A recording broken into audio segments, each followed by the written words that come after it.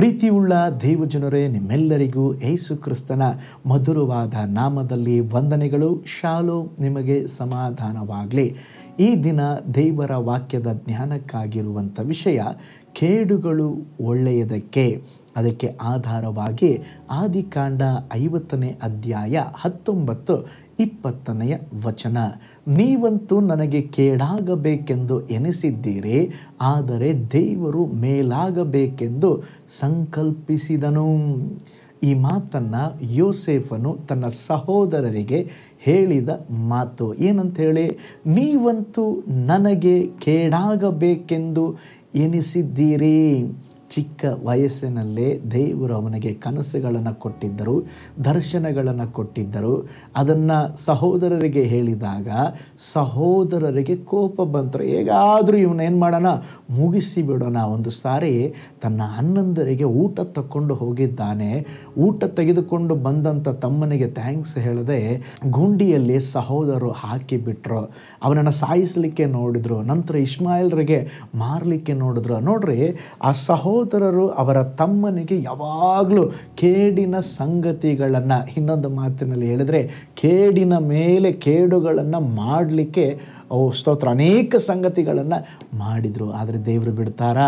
ಕೇಡುಗಳನ್ನು ಮೇಲಿಗಾಗಿ ದೇವರು ಮಾಡಿದರು. ಇವರು ಹಾಕಿದ್ದು, ಅವರನ್ನು ಸತ್ತೋಗ್ಲಿ ಅಂತೇಳಿ ಇವನನ್ನು ಹಾಕಿದ್ದು ಗುಂಡಿಗೆ. ಆದರೆ ದೇವರು ಆ ಗುಂಡಿಯಿಂದ ಮೇಲಕ್ಕೆ ಎತ್ತಿ ಸಿಂಹಾಸನದಲ್ಲಿ ಕುಳಿಸಿದರು. ಅದಕ್ಕೆ ದೇವರ ವಚನ ಹೇಳುತ್ತದೆ, ಆತನನ್ನು ಪ್ರೀತಿಸುವವರ ಹಿತಕ್ಕಾಗಿ ಎಲ್ಲ ಕಾರ್ಯಗಳು ಅನುಕೂಲವಾಗ್ತದೆ. ನಡೆದ ಒಂದು ಅದ್ಭುತ ಸಾಕ್ಷಿಯನ್ನು ನಿಮ್ಮೊಂದಿಗೆ ಹಂಚಿಕೊಳ್ಳುತ್ತೇನೆ. ಒಬ್ಬ ತಂದೆ ಚಪ್ಪಲಿ ಹೊಲಿಯುತ್ತಾ ಇದ್ದರು. ಅಪ್ಪನ ಹಾಗೆ ಮಗನು ಕೂಡ ನಾನು ಚಪ್ಪಲಿ ಹೊಲಿಯಬೇಕೆಂಬಂಥ ಆಸಕ್ತಿಯಿಂದ ಚಪ್ಪಲಿ ಹೊಲಿಯುವುದನ್ನು ಕಲಿಯುವಾಗ ಆ ದೊಡ್ಡ ಸೂಜಿಯನ್ನು ಕಣ್ಣಿನೊಳಗೆ ಚುಚ್ಚಿಕೊಂಡು ಬಿಟ್ಟನ್ರಿ. ಆ ಚುಚ್ಚಿಕೊಂಡು ಕೂಗುತ್ತಾ ಇದ್ದಾನೆ, ಶಬ್ದ ಮಾಡ್ತಾ ಇದ್ದಾನೆ. ತಂದೆ ಓಡಿ ಬಂದು ಮಗನನ್ನು ಕರ್ಕೊಂಡು ಆಸ್ಪತ್ರೆಗೆ ಹೋದರು. ಆಸ್ಪತ್ರೆಗೆ ಹೋದಾಗ ಅಲ್ಲಿ ಟ್ರೀಟ್ಮೆಂಟ್ ಸರಿಯಾಗಿ ಕೊಡಬೇಕಾದಂಥ ವೈದ್ಯರು ತಪ್ಪಾದ ಟ್ರೀಟ್ಮೆಂಟ್ ಕೊಟ್ಟದ್ದರಿಂದ ಇದ್ದಂಥ 2 ಕಣ್ಣುಗಳು ಸಹ ಅವನಿಗೆ ಕುರುಡವಾಯಿತು. ಆ ಹುಡುಗನು ಬೇರೆ ಯಾರೂ ಅಲ್ಲ ರೀ, ಫ್ರಾನ್ಸ್ ದೇಶಕ್ಕೆ ಸೇರಿದಂಥ ಲೂಯಿ ಬ್ರೈಲ್ ಎಂಬಂಥ ವ್ಯಕ್ತಿ. ಇವರೇ ಕಣ್ಣಿಲ್ಲದವರಿಗೆ ಬೆರಳಿನಿಂದ ಓದಲ್ಪಡುವಂಥ ಬ್ರೈಲಿ ಎಂಬಂಥ ಅಕ್ಷರ ವಿಧಾನವನ್ನು ಕಂಡು ಹಿಡಿದವರು.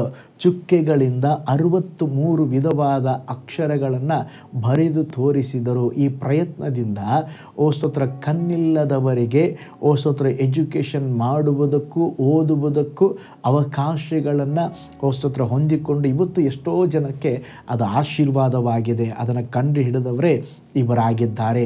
2 ಕಣ್ಣುಗಳನ್ನು ಕಳೆದುಕೊಂಡಂಥ ಬ್ರೈಲಿ ಮೂಲಕ ಮುಂದಿನ ಸಂತತಿಯವರೆಗೆ ದೇವರು ಬಹು ದೊಡ್ಡ ಕಾರ್ಯವನ್ನು ಮಾಡಿ ಮುಗಿಸಿದರು. ಆತನಿಗೆ ಏರ್ಪಟ್ಟಂಥ ಕೇಡು ದೇವರು ಒಳ್ಳೆಯದಕ್ಕಾಗಿಯೇ ಮಾಡಿದರು. ಒಂದು ವೇಳೆ ಅವರಿಗೆ ಕಣ್ಣು ಹೋಗಲಿಲ್ಲ ಅಂದರೆ ಇದನ್ನು ಕಂಡು ಹಿಡಿಲಿಕ್ಕೆ ಅವರು ಮಾಡ್ತಾ ಇರಲಿಲ್ಲ.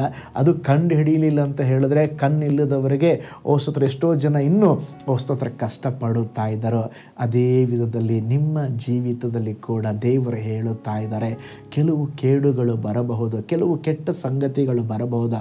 ಅದರ ಮಧ್ಯದಲ್ಲಿ ಸಹ ದೇವರು ನಿಮಗೆ ಒಳ್ಳೆಯದು ಮಾಡಲಿಕ್ಕಿದ್ದಾರೆ.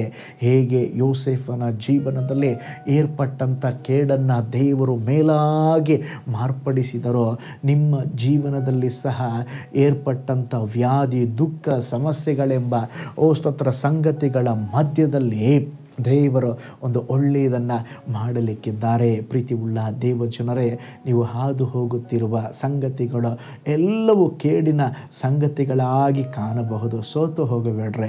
ನಿಮ್ಮ ದುಃಖವನ್ನು ಸಂತೋಷವಾಗಿ ಮಾಡುವ ದೇವರು, ನಿಮ್ಮ ಕೇಡುಗಳನ್ನು ಮೇಲಾಗಿ ಮಾಡುವ ದೇವರು.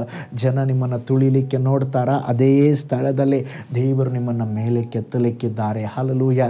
ನಿಮ್ಮ ಜೀವಿತದಲ್ಲಿ ಯಾವುದೆಲ್ಲ ಕೇಡುಗಳಾಗಿ ಬಂದಿದೆಯೋ ಅವುಗಳನ್ನು ಮೇಲ್ಮೆಯಾಗಿ ಕರ್ತನು ಮಾಡಲಿಕ್ಕಿದ್ದಾರೆ. ಒಂದು ನಿಮಿಷ ನಮ್ಮ ಕಣ್ಣುಗಳನ್ನು ಮುಚ್ಚೋಣ, ನಾವು ಪ್ರಾರ್ಥನೆ ಮಾಡೋಣ. ನೀವು ಪ್ರಾರ್ಥಿಸ್ರಿ, ದೇವರೇ ನನ್ನ ಜೀವಿತದಲ್ಲಿ ಎಷ್ಟೋ ಕೇಡುಗಳು ಇದೆಯಪ್ಪ, ಅದರ ಮಧ್ಯದಲ್ಲಿ ಒಂದು ಮೇಲ್ಮೆಯಾದ ಸಂಗತಿಗಳನ್ನು ಮಾಡ್ರಿ ಎಂಬುದಾಗಿ ದೇವರ ಬಳಿಯಲ್ಲಿ ಪ್ರಾರ್ಥನೆ ಮಾಡ್ರಿ. ಪ್ರಾರ್ಥನೆ ಮಾಡಿಕೊಳ್ಳೋಣ.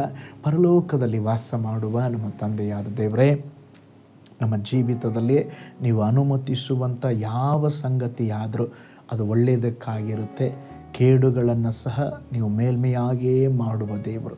ಹೇಗೆ ಯೋಸೇಫನಿಗೆ ಸ್ವಾಮಿ ಕೇಡುಗಳನ್ನು ಮೇಲ್ಮೆಯಾಗಿ ಮಾಡಿದರು, ಅದೇ ವಿಧದಲ್ಲಿ ಸ್ತೋತ್ರ ಒಬ್ಬೊಬ್ಬರ ಜೀವಿತದಲ್ಲಿ ಯಾರೆಲ್ಲ ಈ ಒಂದು ಹಾದಿಯಲ್ಲಿ ಮಾರ್ಗದಲ್ಲಿ ಹಾದು ನಡೆದು ಹೋಗುತ್ತಿದ್ದಾರೋ ಅವರ ಜೀವಿತದಲ್ಲಿ ಸಹ ಮೇಲ್ಮೆಯಾದ ಕಾರ್ಯಗಳು ಸಂಭವಿಸಲಿ ಸ್ವಾಮಿ. ಒಳ್ಳೆಯ ಕಾರ್ಯಗಳು ಸಂಭವಿಸಲಿ ಸ್ವಾಮಿ. ದುಃಖಗಳು ನೀಗಿ ಹೋಗಲಿ ಸ್ವಾಮಿ. ಒಂದು ಅದ್ಭುತ ಸಂಭವಿಸಲಿ. ಒಪ್ಪಿಸಿಕೊಡ್ತೇವೆ, ದೊಡ್ಡ ಕಾರ್ಯ ಮಾಡ್ರಿ. ಈ ದಿವಸ ಕೂಡ ಇದನ್ನು ವಿಡಿಯೋ ವಾಚ್ ಮಾಡಿದ ಒಬ್ಬೊಬ್ಬರ ಜೀವಿತದಲ್ಲಿ ಅತಿಶಯವಾದ ಕಾರ್ಯಗಳನ್ನು ಮಾಡ್ರಿ. ಹಾಗೆ ಮಾಡುವುದಕ್ಕಾಗಿ ಸ್ತೋತ್ರ, ಯೇಸುವಿನ ಹೆಸರಿನಲ್ಲಿ ತಂದೆಯೇ, ಆಮೇನ್. Price the lord. ಹಾಗಾದರೆ ಕೇಡುಗಳನ್ನು ಮೇಲ್ಮೆಯಾಗಿ ಕರ್ತನು ನಿಮ್ಮ ಜೀವಿತದಲ್ಲಿ ಮಾಡ್ತಾರೆ. ಕರ್ತನು ನಿಮ್ಮನ್ನು, ನಿಮ್ಮ ಕುಟುಂಬವನ್ನು ಆಶೀರ್ವದಿಸಲಿ. ದೇವರನ್ನು ನಂಬ್ರಿ. ದೇವರು ಏನು ಮಾಡಿದ್ರು ನನಗೆ ಒಳ್ಳೆಯದಕ್ಕಾಗಿ ಮಾಡ್ತಾರೆ. ಸ್ತೋತ್ರ ಎಂಬುದಾಗಿ ನಂಬ್ರಿ. ನಿಶ್ಚಯವಾಗಿ ದೇವರು ನಿಮ್ಮ ಜೀವಿತದಲ್ಲಿ ದೊಡ್ಡ ಕಾರ್ಯ ಮಾಡ್ತಾರೆ. ನಾಳೆ ಮತ್ತೊಂದು ದೈನಂದಿನ ಧ್ಯಾನದಲ್ಲಿ ನಾನು ನಿಮ್ಮನ್ನು ಸಂಧಿಸ್ತೇನೆ. ನಾನು ನಿಮ್ಮ ಪ್ರೀತಿಯ ಸೇವಕ pastor Paul Joy. God bless you all.